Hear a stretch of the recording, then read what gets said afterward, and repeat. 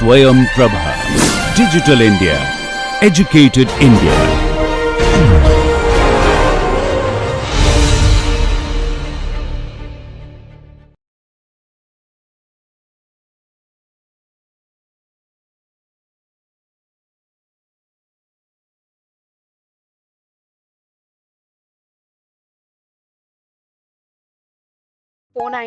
A of IPC is to be taken as Section 85 and 86 of BNS, and Section 494 of IPC is to be taken as Section 82 of BNS.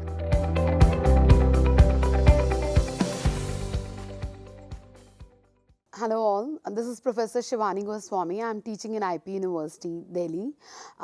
Today I'll be taking my fourth lecture, and it is on divorce under Hindu Marriage Act 1955. In my lecture 3, I had talked about judicial separation, and I talked about that as far as these two terms are concerned, judicial separation and divorce. In judicial separation, the marital ties are just suspended. They are not dissolved. On the contrary, when we talk about divorce, it puts the marriage to an end, and every one of us have been hearing about a divorce every now and then. We read it in the newspapers. So many cases we come across in our daily lives, and it is one thing which I would say greater evil, because I had already told that judicial separation is lesser evil, but this one is a greater evil in the sense that after this, when divorce takes place, the marital ties are totally finished. It comes to an end, and the parties are now free to go the way they like. So there are no ties that remains. And in the case of when we talk about divorce, like I told that as far as the evolution of marriage was concerned, it slowly and gradually it developed, and it was the primitive man was more or less busy with satisfying his daily needs, and as a result he did not have time to think about refreshment and all those stuff. But later on began within the tribe, and then it moved on to other tribes also. Similarly, divorce also, it came in, earlier we had judicial separation, and then after that divorce came into picture. When we talk about this concept of divorce, as such, divorce is also not defined under the Hindu Marriage Act, and it is the one which brings a marital tie to an end. So there's a breakage of marriage. And then theories of divorce I have already discussed. There are three theories of divorce: the guilt or the fault theory, the consent theory, and irretrievable breakdown theory of divorce. I also talked that guilt or fault theory, one of the parties should be guilty party and the other one should be an innocent party. If both the parties are guilty, you cannot move to the court and avail any judicial remedy, because one of the parties should be an innocent party. If the other party is also guilty party, then of course they do not have any remedy in the court. So you need to be an innocent party. And guilt or fault theory, there are, when we talk about its grounds, I'll be coming to those grounds first, but Section 13 of the Hindu Marriage Act, it's a big act, and it is specifically, I will not be reading this act because it's a big act, big section, sorry, and it talks about the various grounds which are available to both the husband and the wife, and 4 additional grounds are also available under this particular section, Section 13 of the Hindu Marriage Act. And these 4 additional grounds are available to the wife, and the 8 grounds are available to both the husband and the wife. Earlier we used to have 9 grounds, but since leprosy now has been deleted, it has been removed, so it comes to 8 now. In this guilt or fault theory, we talk about these 8 grounds plus those 4 grounds which are additionally available to the wife and not the husband. To begin with, the grounds of divorce, it's laid down under Section 13 of the Hindu Marriage Act. There's a pictorial this thing where it talks about these grounds. So that means we have these number of grounds. First could be adultery, cruelty, desertion, venereal disease, conversion, insanity, renunciation, and presumption of death. Now these 8 grounds, they are available to both the husband and the wives. Any one of them can move, any one of them obviously they will move to the court when they are an innocent party. It's only the aggrieved party who gets relief from the court.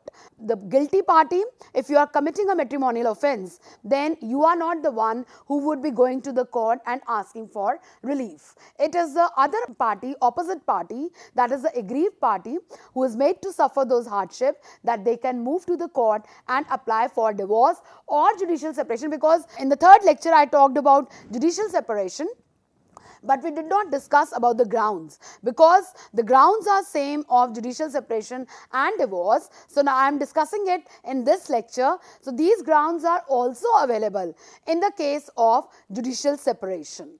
To begin with, I'll start with the adultery first, and adultery is the first ground which is available to both the husband and wife in order to claim judicial separation or divorce. Judicial separation under section 10 of the Hindu Marriage Act and divorce under section 13 of the Hindu Marriage Act. Now, when we talk about adultery, it is a term which we say that in a normal layman's language, a consensual sexual intercourse between a married person and the other person of opposite sex during the subsistence of valid marriage. So it's a consensual sexual intercourse between a married person. So that means under your family law, in case of adultery, one person has to be married. And if he or she indulges in sexual intercourse with another person, not your spouse, and it is during the subsistence of valid marriage, then the case would be coming under adultery, and the other party, that is the aggrieved party, can move to the court and apply for divorce or judicial separation as the case may be, because the ground is available to both the parties and in both the cases. Now, when we say consensual, so that means there is a consent of both the parties. Both this married man and the other person who's of opposite sex, they have the consent, and that means it is not an offense of rape that we study under section 375 of the Indian Penal Code. It is different, because when we talk about rape, it is without the consent of the other person. So when we say that consensual, so that means it is with the consent.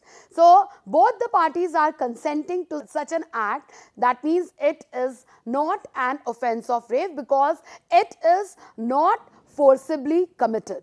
It is not committed with force. You are consenting to such act. So when you indulge in such an act, again, it is available to husband as well as the wife.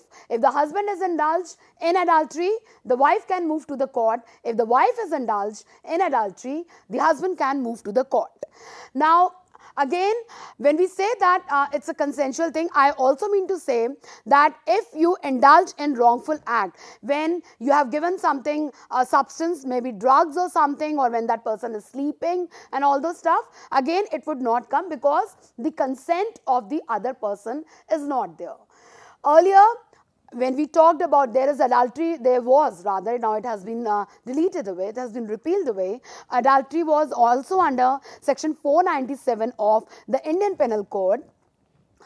Though now with the case of Joseph Shine's case, this has been done away with, but there was a difference of adultery between IPC and adultery under family law. Although both were adultery, but they were not same, different in the sense, I have already told that under Hindu Marriage Act, it's the simple language is consensual sexual intercourse between a married person and the person of other sex, opposite sex.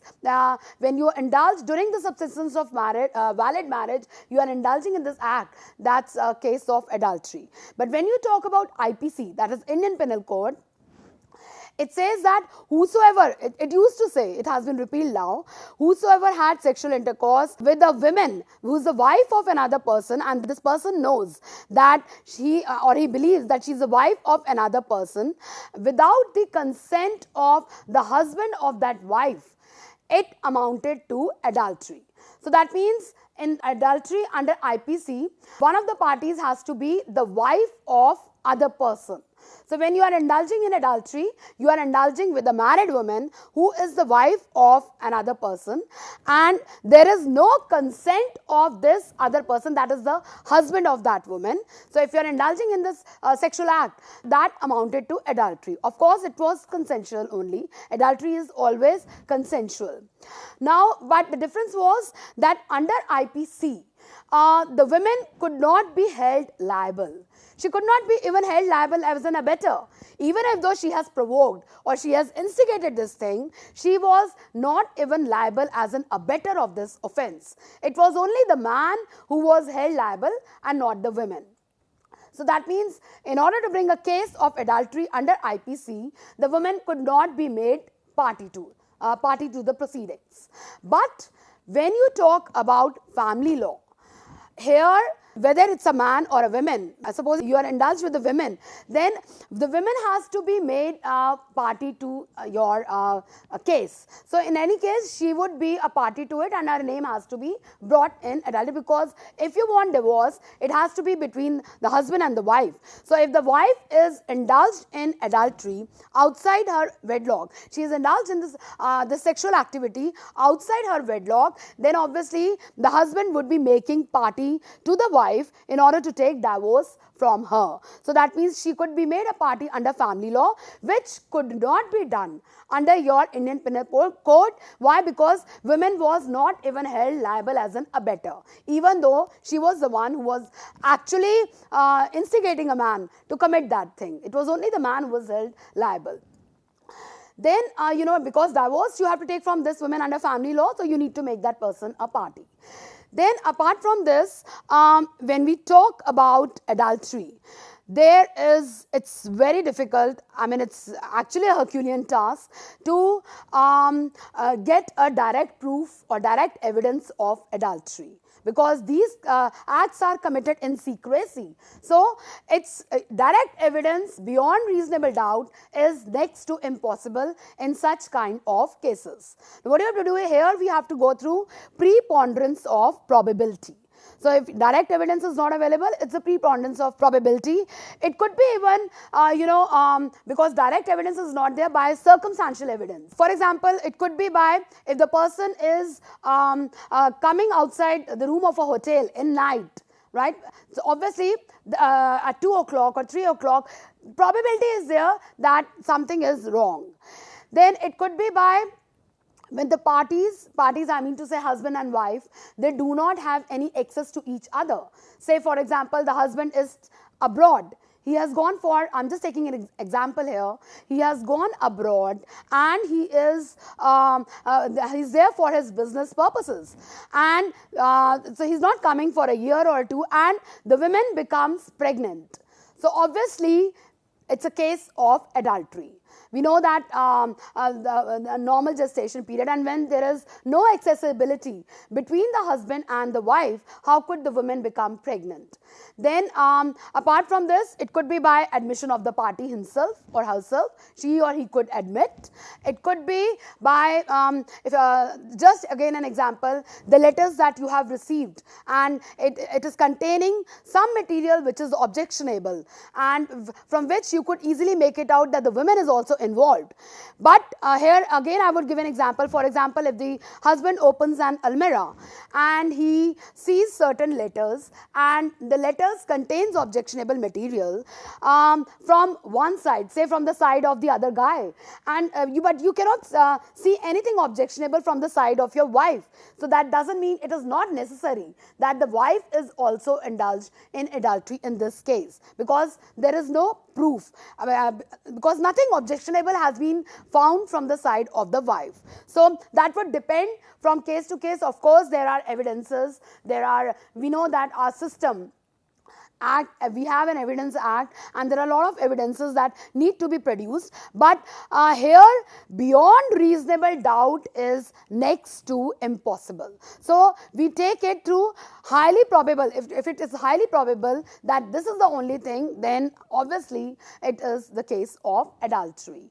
And it is not that the code does actually believe what the person is saying. Evidences are there, no doubt about it, because there had been 2 cases. In one of the cases, what happened was, it was a joint family and the couple got married, and one day a friend of mother-in-law, she visited the house, and this allegation was, when the case went before the court, that I was going by the passage and I saw the daughter-in-law of this house.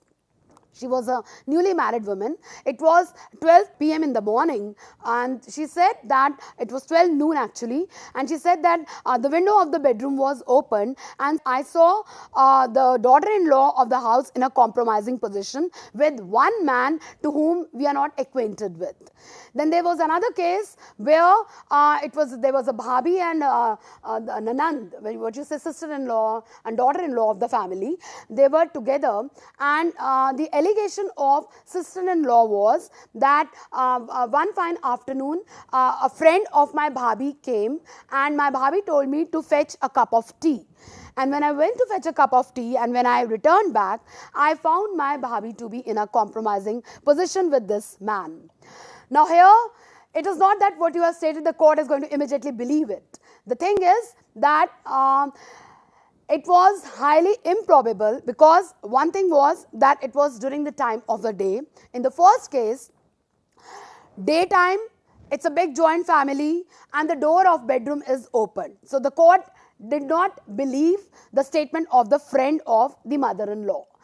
In the second case, fetching a cup of tea, it hardly takes 2 minutes, 2 to 3 minutes. So no sensible man who knows that the other person is going to come back after 2 minutes is going to indulge in such kind of activity, and that too openly. So whatever was stated, that was disbelieved by the court, and it was not believed that it was a case of adultery.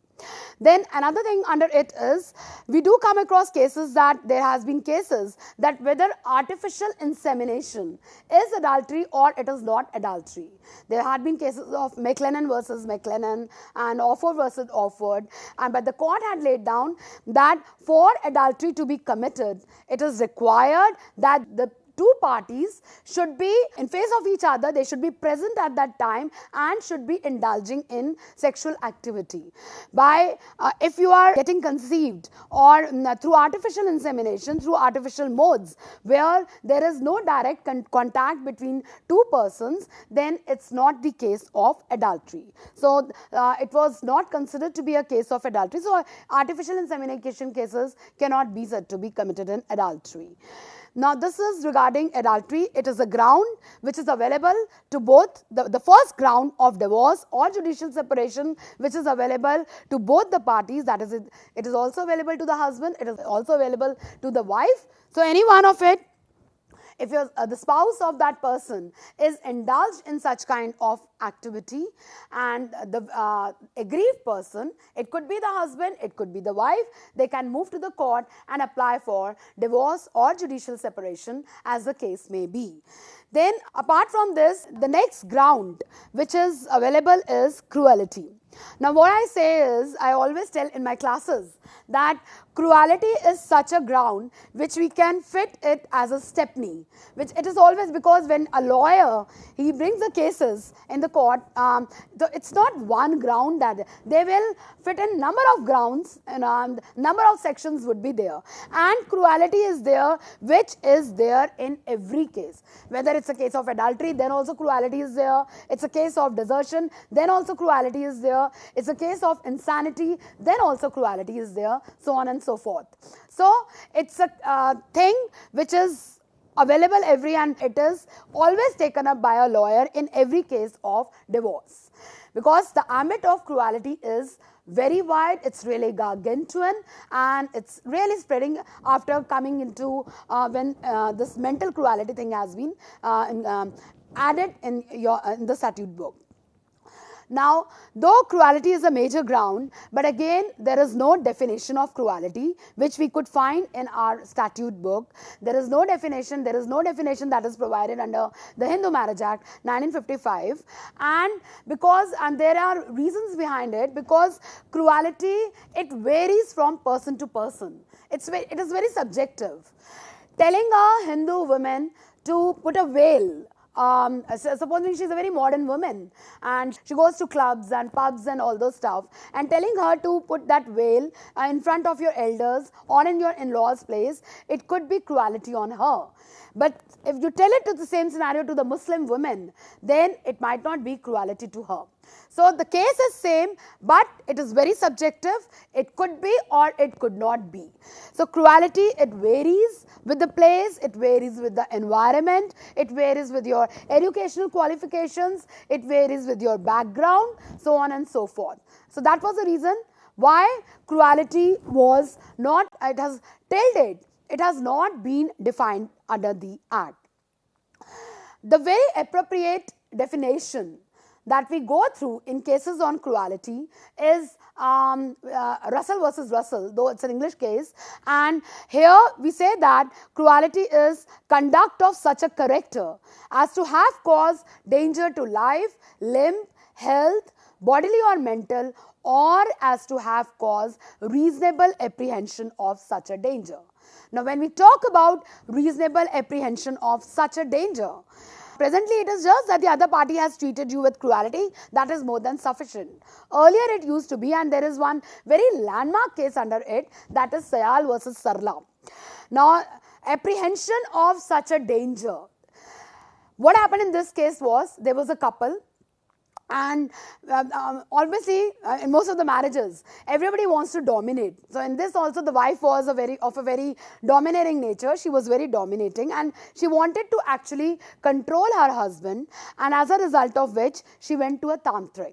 Now when she went to a tantric, she just told her story that I want my husband to be under my control. If I say it's day, he should say that it is day. If I say that it is night, he should say that it is night. Now, what happened was, Tantric, he gave that woman a vibhuti. They give that vibhuti, and he stated that it's a love potion. And what you do is, just mix it in the milk of that person and give it to your husband. She actually did what was told to her by Tantric, just in order that her husband should be under her control. Now, she was very unfortunate in the sense that this turned out to be a poison, and as a result of which the health of the husband, it really deteriorated, and there was nausea, there was vomiting, and he was in such a bad state that he had to be hospitalized. Now in the hospital, she, like a dutiful wife, she was always at his beck and call, and she just took good care of her husband, and as a result of which he came out of danger. And since she did not have that much bad intention, so she also narrated what was happened. And she was actually feeling sorry that she shouldn't have gone to Tantric, and she just told everything there and then to her husband. After listening to the story of the wife, what the husband was, now he became, there was an apprehension. He was just thinking that today I have come to the hospital because of my wife, tomorrow she might commit another stupid thing, and as a result of which I might die also. Now there was an apprehension in his mind, as a result of which he applied for divorce, but during that time there was no divorce, he was granted judicial separation. So that is, apprehension was there. Now the present scenario is, treated the other person with cruelty. Or obviously in cruelty, apprehension or these things are there, but even if it is not there, then also it is more than sufficient. When we talk about cruelty, it could be physical, it could be mental. Physical cruelty, all of us know that when you have bruises, when you have injuries, when you are being tortured and tormented physically, that's a case of physical cruelty. Mental cruelty is when you are being, there's a lot of mental agony, there's a lot of mental torture, and as a result of which, because earlier we did not have mental cruelty, we just had physical cruelty, but with this Marriage Laws Amendment Act, this type of cruelty, that is the mental cruelty, was also included. And after this mental cruelty was included, the ambit of divorce on the ground of cruelty has become so wide. It is bringing in everything under its ambit, and the cases are of mental. There's so many cases of mental cruelty. I did my PhD in cruelty, and I would just like to share one thing with all of you, that when I was doing this mental cruelty cases, I couldn't find, there were so many cases that I had dealt in my thesis, I couldn't find a single case where the husband was in a dominating position. In all cases, it was wife of that person who was in a dictatorial position, who was in a dominating position, and she is the one who had made the life of her husband a hell. We also see, I share it in my classes every time, that whenever we go by, in cases on mental cruelty, it is written on the way, Patni sataye to hame bataye. So many times, aapka naam nahi bataya jayega. It would be kept anonymous. So these things are there.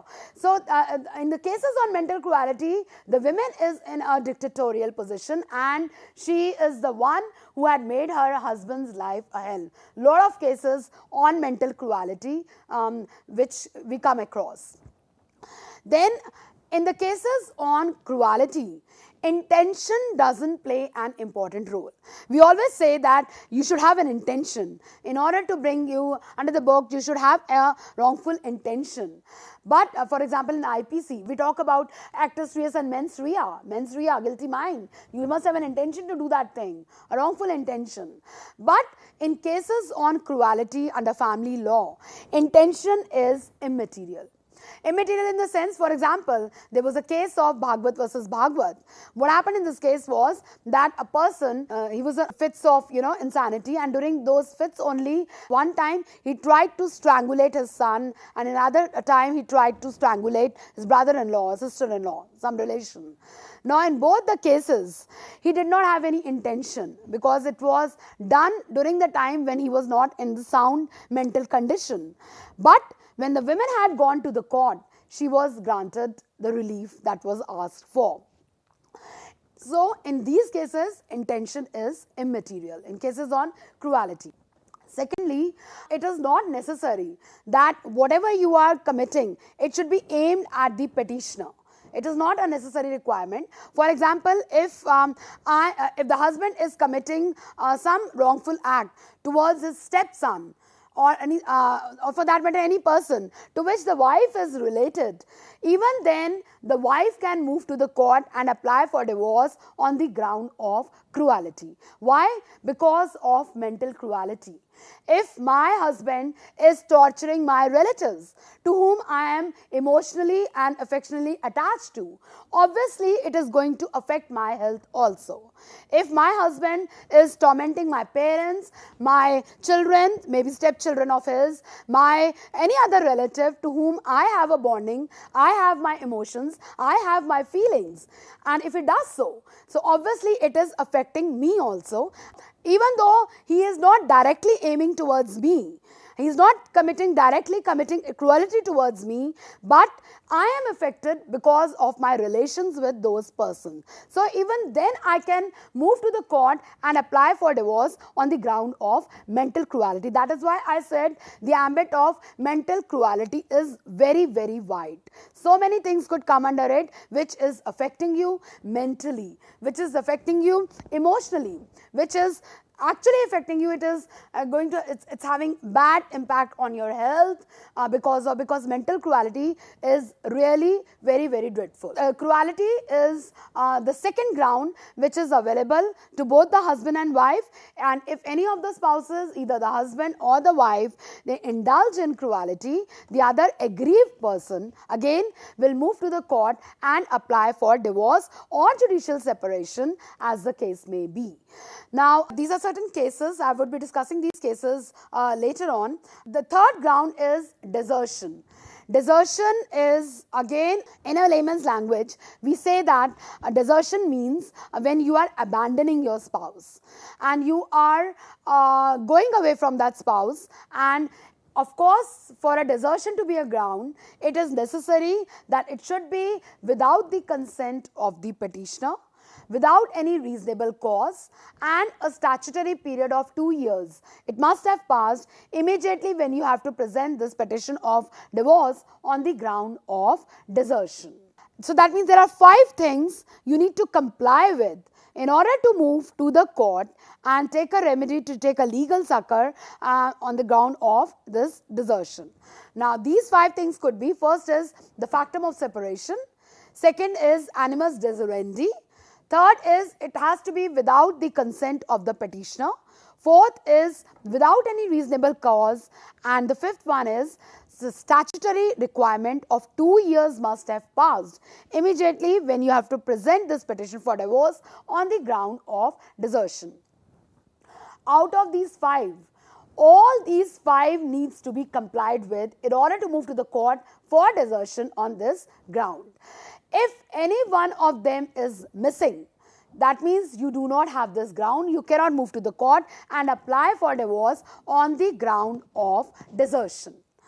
Here I would like to tell you in Paras Diwan, one very good example that has been provided is, if we take the first 2 points, that is factum of separation and animus deserendi. Factum of separation is the physical departure and animus deserendi is intention to desert. Now, when you talk about this factum of separation, so that means both these things should coexist. Physical departure and intention. So that means physical and mind. Intention is related to your mind. So both these things should coexist. How it will coexist? For example, I'll take an example which is provided under Paras Diwan only, that every day a man being fed up from his wife, he says he's having fighting, constant bickerings and constant fights are there, and because of this, every day while he is going to sleep, he says that I am not going to come to this house anymore because I am fed up with this woman. And every day after his office, he comes back to his home only. Now here, he has made up his mind. Intention is there that I will not come back, I am fed up with this woman. But every day, that physical departure is not there, because every day he is coming to that place only. If you take it in another way, for example, a husband goes abroad, maybe for business purpose, maybe for study purpose, maybe for some official purpose. And when he goes abroad, every day he writes letters to his wife. Now it's not the time of letters. He calls her so many times. Then a lot of WhatsApp messages, everything is there. And he says that after finishing my work, I would be there and come back to you. And so that means here, factum of separation is there. Physical departure, he has gone from that house. Yeah, but intention is not there, because he's saying that every day I would be coming, that after finishing my work, I would be coming to this place. So that means intention is he has to come back to his wife's place. Now, what happens is, after some time, he indulges with another woman there, and then he makes up his mind that I will not go back to India. I will be staying here and I would be residing with this woman. Now here, both the things, physical departure as well as intention, are there. So that means now they are coexisting. Obviously, it is without the consent of the petitioner. Petitioner here would be the wife of that person, and she has not consented obviously to such acts. And it's without any reasonable cause. Now, there is no official purpose, because he's just staying there like that only. And after a statutory period of 2 years, it's a statutory requirement. After a period of 2 years, now this woman has got a remedy to move to the court and apply for divorce on the ground of judicial desertion. So she has this ground and she can move to the court. Now all those 5 ingredients are very much present in this particular case, and she can move to this 2 years requirement is a statutory requirement. So you need to abide by that thing. So it is a statutory requirement. When we talk about desertion, it could be actual, it could be constructive. Actual is, all these ingredients need to be there. There is another thing of constructive desertion. So we say that desertion is not only withdrawal from place, but it is also from state of things. Every day, the husband and wife is staying in one house, but they're not talking to each other. It's a case of constructive desertion. You are not wanted in the house. Nobody is talking to you. So that means you are no more required in that house. It's a case of constructive desertion.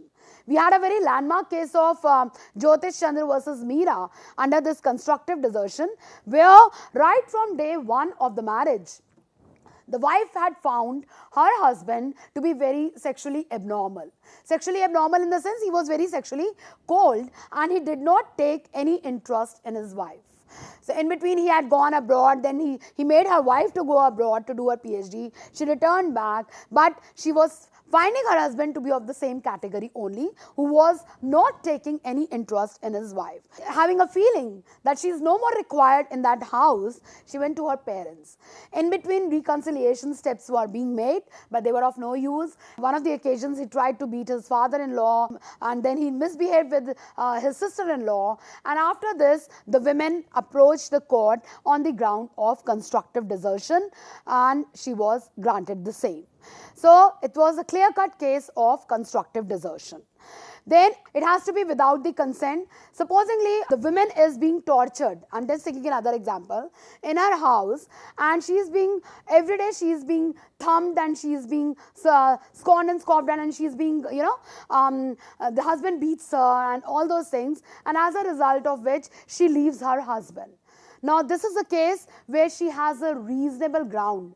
It says that it should be without any reasonable ground. You cannot tell a wife just to stay here, you cannot abandon your husband because you have to stay with him. Otherwise, we'll file a case of desertion on you.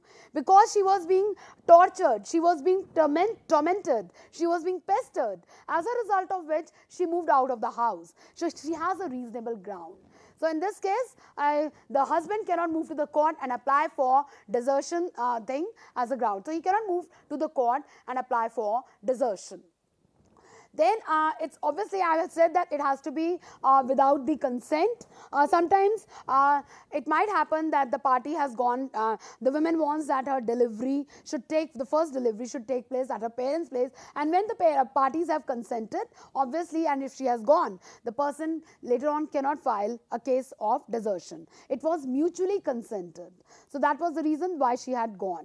So these ingredients need to be satisfied, and if all these 5 ingredients are there, I have explained it through the help of the examples, and I think I have made myself clear to you on the case of this desertion. So you have these 5 grounds, you can move to the court. You means aggrieved party, and they can apply for divorce or judicial separation as the case may be. Next ground is conversion to another religion. Now here it is necessary that you have ceased to be a Hindu. That's another ground for divorce. You have ceased to be a Hindu and you have converted to another religion. Now if one of the spouses does so, the other aggrieved person can move to the court. It does not automatically dissolve your marriage. You need to move to the court and apply for divorce. So this particular case, if you have ceased to be a Hindu, that means we had talked about who is a Hindu in one of my lectures, and if you are no more a Hindu, you have converted yourself, formally converted yourself to another religion, and then the other party will move to the court, if he or she requires. It might happen that if my husband becomes a Muslim, I do not have any problem. I can stay with him because there is love, there is bonding, and I don't mind if he gets converted to that religion. But there might be people, again I am telling you that it's very subjective. It is not the automatic dissolution of marriage. There might be people who would not like this thing, and so that person can move to the court and apply for divorce in these cases. Then unsoundness of mind is another ground. If a person after this marriage has taken place is of unsound mind and it is becoming incapable for you to live with that person, the aggrieved person can move to the court and apply for divorce. Apart from this, venereal disease is another ground. Venereal diseases are the sexually transmitted diseases. Earlier, the requirement was that it should have been for 3 years. Only then the time period was there. But now no time period is required. If your spouse is suffering from this kind of a disease, you can move to the court and apply for divorce. Then next round is renunciation of the world. So it requires 2 things. Number 1 is that the person must have renounced the world, and second is that he must have entered into the holy order. Here renunciation is, that means you have totally boycotted the society. It is actually, there is no social intercourse. So when you have totally boycotted the society, then you must have entered into a holy order. Holy order, I mean to say, for example, if we talk about the temples, your priests are there, they are also in this holy order, but they have not renounced the world, a Granthi in the Gurdwara. So these conditions are not satisfied. You cannot say that this person have renounced the world. Renunciation is total social boycott. You have left the society, and as a result of which, now it is not possible for the other spouse to live with you, and this other spouse, who is an agreed spouse, can move to the court and apply for divorce. The last ground is presumption of death. Now this is again, that is just a presumption.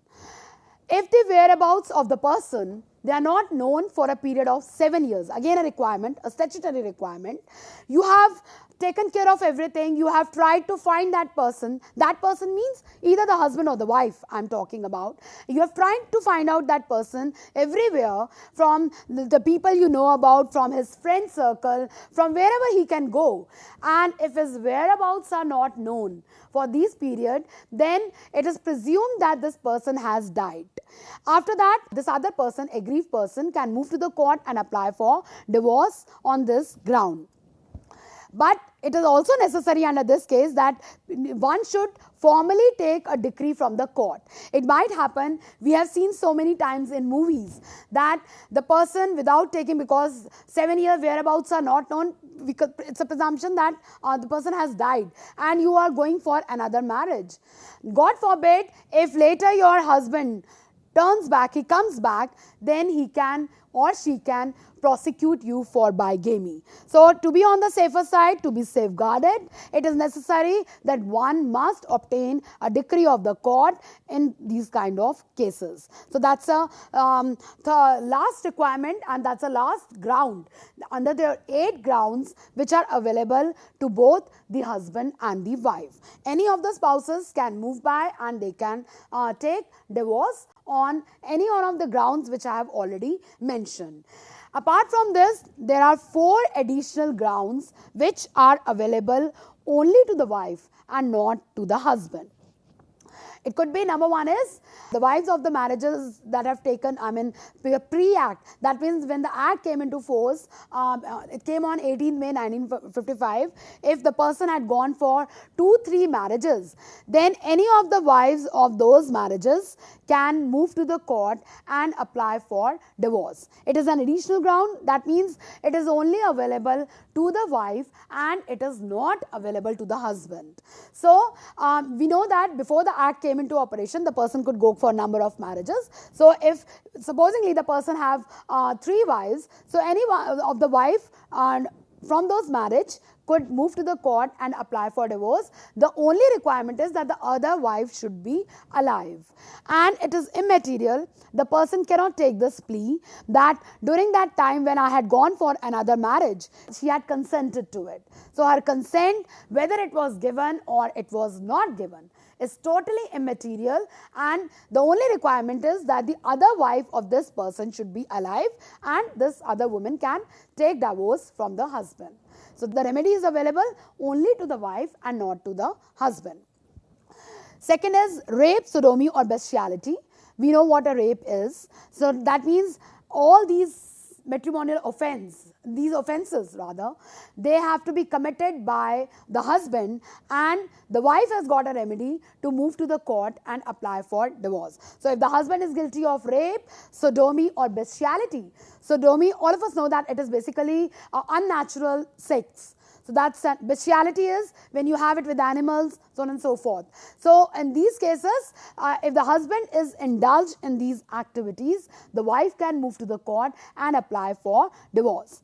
Now the question is, what if the wife is indulged in these activities? What is the remedy that is available to the husband? Because as I stated that these 4 grounds are available only to the wife and not to the husband. So the question now here is, if the wife of this person is indulged in these activities, what would the poor husband do?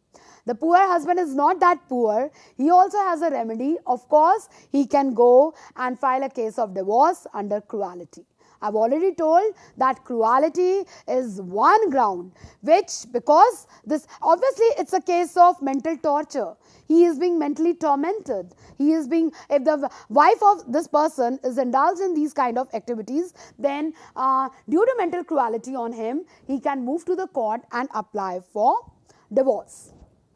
The third ground is that the maintenance proceedings have been passed, and after those things have been passed, whether it is under section 18 of the Hindu Adoption and Maintenance Act 1956 or it is under CRPC, it has been passed, this maintenance proceeding have been passed, and after that there is no resumption of cohabitation between the husband and the wife for a period of 1 year, and if it is not there for this period of 1 year, the wife becomes entitled to move to the court and apply for divorce. This remedy is available only to the wife and not to the husband, as I have stated. So obviously in such cases the wife can move to the court and apply for divorce. The last remedy is repudiation of marriage. So if your marriage has taken place before 15 years, you repudiate that marriage before attaining the age of 18 years, and the marriage, whether it is consummated or it is not consummated, is totally immaterial. The wife has got a remedy to move to the court and apply for divorce on this ground. So these are the 4 additional grounds which are available only to the wife and not to the husband. 8 grounds I have already talked about, these 4 additional grounds. These were the grounds that were coming under the fault or the guilt theory. I talked in my third lecture that we have a consent theory also, and under section 13B of the Hindu Marriage Act there is divorce by mutual consent. Now this is the easiest way to take divorce from your spouse. It's within a span of 1.5 years, party can get rid of her husband or husband or wife, as the case may be, because the ground is available to both the husband and the wife. But there are certain requirements which needs to be satisfied. It could be that you need to live separately for a period of 1 year. You have come to the conclusion that it is not possible for you to live together, and after you have been living separately for a period of 1 year, you need to go together to the court. You need to tell the court that you have been living separately for a period of 1 year and you cannot live together. Then you will have to wait for another period of 6 months. Minimum is 6 and maximum is 18 months. Within this stipulated time, you need to again move to the court for the second motion, because the first motion would be there when you had gone for the first time. So second motion would be there within this stipulated time, and a divorce is granted to the party. Of course, certain formalities are there that needs to be complied with. The court is going to see that thing, and divorce by mutual consent is granted. Now, we have been seeing so many cases, right from Sureshta Devi, Ashok Hurra's case. Sureshta Devi, it was laid down that mutual means till the last time it is mutual only. Before the decree is passed, it has to be mutual. If any of the parties withdraws it before that time, so that means before decree it is not mutual. Mutuality is before the decree is passed. So it was laid down here. The women had stated within a period of 1 week only after they had moved to the court, she had stated that out of force and criminal intimidation that she had applied for this thing, she doesn't want it. So that means she had withdrawn this thing. So the court had laid down it would not be a case of divorce by mutual consent, because mutuality has to be till the end before the decree is passed. In Ashok Hurra's case, although the court had laid down that it needs Sureshta Devi's case needs reconsideration. Why? Because here, after the period of 18 months, the wife withdrew her petition, and in the meantime, the husband had already got married. He had a child also. So the court laid down that it needs to be done within the stipulated time. So now, and there were so many in this particular case. There were so many allegations, counter allegations, and a lot of time has been passed when they were living separately, and they were alleging and counter-alleging each other. So the court stated that now it's of no use, and it has to be done within that time period. She had applied it later on and says that it's of no use now. Then there was one Bhatnagar's case also, Hitesh Bhatnagar case, where the court laid down that this stipulated period is important and you need to file it within that stipulated period, and you don't have to go beyond that stipulated period. So this remedy is a very important remedy. When you are not happy with your marriage, you want to get rid of your spouse, this is the easiest way under this, but the requirement is that both the parties should consent to it. If I told it in my earlier lecture, this makes divorce very easy also and very difficult also. Easy is when both of them are mutually agreeing. Before the decree is passed, it's very well and good and you will easily get it. But sometimes out of revenge, out of this thing, if you withdraw it or you do not want that thing, obviously you will not get divorced by mutual consent. Mutuality has to be till the end. And then if you go under the fault theory or guilt theory, where I had talked about 8 grounds and 4 additional grounds, then obviously it's going to take a very long period. It could be 14 years, it could be 15 years, counter allegations, lot of fake cases, and so a lot of this thing is there, and that's not easiest way, and it's a very difficult way to take divorce under divorce by mutual consent. But now this 6 months to this 18 months is considered to be the cooling period. And the court, it was obviously there that so that the parties should rethink whether they should go for it or they should not go for it. But now in some of the cases, the Supreme Court under Article 142 of the Constitution has come in and had stated that when there is no point in lingering, when the marriage has broken and there is no point of repair in any such kind of a marriage, and there are future prospects of a person and you are just trying to harass that person, so there is even that requirement of this cooling period of 6 to 8 months could be waived off. So that's a very good under Article 142 of the Constitution, the Supreme Court has come in and has intervened, and there are so many cases where the cooling period have been even of this 6 months and 8 months. If you have settled your case, your disputes through mediation, and then there is no point in retaining that thing, then you have future prospects, so there is no point in getting taking that thing ahead. So you don't have to wait for this 6 months or 18 months. So the court had given this waiving this cooling period also, that is 6 months to 18 months, but with certain conditions. So the conditions could be that you have amicably settled your dispute through mediation and you have future prospects, you cannot wait this thing, there are no chances of reconciliation, so many allegations and everything is there, and then the court waives off this mutual period, that 6 to 18 months period also. Now, Section 14 of the Hindu Marriage Act, it is also called as the Fair Trial Rule. It is only under the Hindus. The thing is, under the Hindu Marriage Act, we have this Section 14. It says that after your marriage, you are not allowed to move to the court for a period of 1 year. Immediately when you get married. The reason is that after marriage, both the spouses, they are coming from different background, different setup, and in the beginning there are some sort of compatibility issues which goes by when you stay together in long run. So immediately you might be finding some difficulties in your marriage. So you cannot come to the court immediately within a period of 1 year until and unless it is a case of exceptional hardship or exceptional depravity. Now, exceptional hardship could be telling your pure vegetarian wife to cook food, that non-veg food, and also to eat it.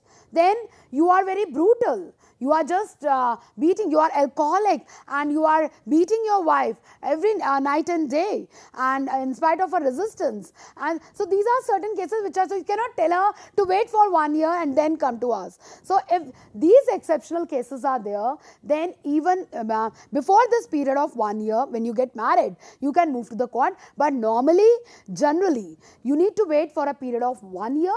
It's called as a fair trial rule, and the purpose could also be so that litigations should reduce, so that because in the beginning people do have problem, and if the court is going to entertain such kind of petitions, they would be burdened with so many cases, because parties are obviously in the beginning they are not that compatible with each other. So that was the reason this 1 year time period is provided to the parties, so that they can understand each other, so that they can comprehend each other, and these type of litigations should not come to the court. With this, I will bring my today's presentation to an end. I will be dealing in my next lecture. I would be dealing with another concept. It might be another act also. I have talked about judicial separation and divorce today.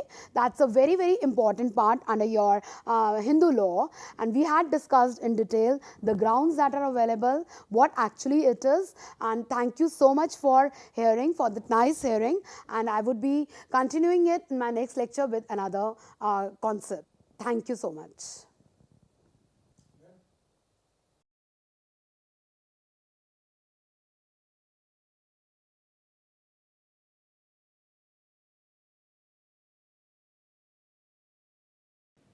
I am A.K. Sharma and I teach sociology at IIT Kanpur. I am going to address the question, what is the relevance of statistics in sociology? In India, there is some confusion about role of statistics in sociology, and most of the students of sociology suffer from what I call phobia of statistics. But actually, if you look at history of sociology or the kind of works that are being done in sociology or which are published in prestigious academic journals, you find that there is a lot of use of statistical methods, and not simple methods, very advanced methods. All of you know, as students of sociology, you know that one of the founding fathers of sociology, Comte, or another founding father, Emile Durkheim, they said that sociology is one subject which differs from other subjects in the questions that they try to answer, but they use the same method, the method of science. And that in sociology, those who believe in this kind of approach, they are called positivists. Emile Durkheim called them positivists. They believe that social issues must be studied by using observations, experiments, and other modes of collection of data. Now, statistics can help sociologists in three ways. Because if sociology is about social facts or patterns, not individuals, patterns of thinking, patterns of feeling, patterns of acting, behaving, and they can be measured, they can be quantified, and that explanation of one social fact can be given only in terms of other facts. We need statistics, because statistics can measure these facts. Statistics can describe these facts. So, one branch of statistics, we can call it descriptive statistics, can help us in summarizing data, in measuring facts, like you are all familiar with simple statistical things like mean, mode, median, or methods of dispersion, standard deviation, range, variance. These are descriptive measures. They can also be used to measure skewness or symmetry or asymmetry in the data. Other types of statistical methods, which are called inferential statistics, are used to test hypotheses. We know that any science, including sociology, if we follow that positivistic tradition, is about testing hypotheses using scientific methods. And for testing hypotheses, like for comparative purposes, comparing means of two samples, or comparing variances of two samples, or comparing correlation coefficients or regression coefficients, we need inferential statistics. And if you are familiar with some of them, t-test, z-test, chi-square test, f-test, these are the tests which come under inferential statistics. We use statistics for drawing inferences about two or more samples. And thirdly, statistics can also be used for posing new questions. I remember that a few months ago I read an article in Population and Development Review, in which the authors Cole and Gramajo, they tried to explain homicide rates and variations in homicide rates across countries in the entire world. And they found, based on statistical analysis, logistic regression and all, they found that one factor which explains variations in homicides rates in the world is female education, not culture, not governance so much, not even male education, but female education. Now, if facts are showing this, so you have a new sociological question: why is it that rise in female education leads to higher homicide rates? And Cole and Gramajo then gave certain hypotheses. You may not agree with those hypotheses.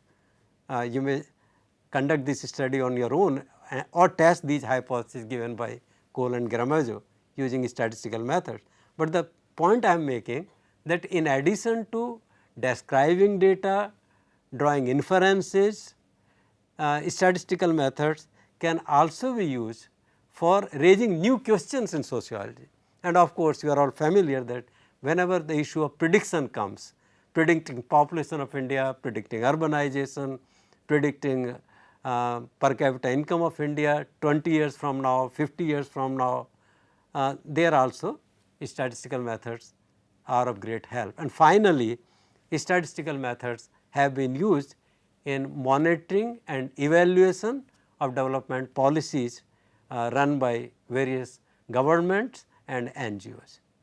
Thank you very much.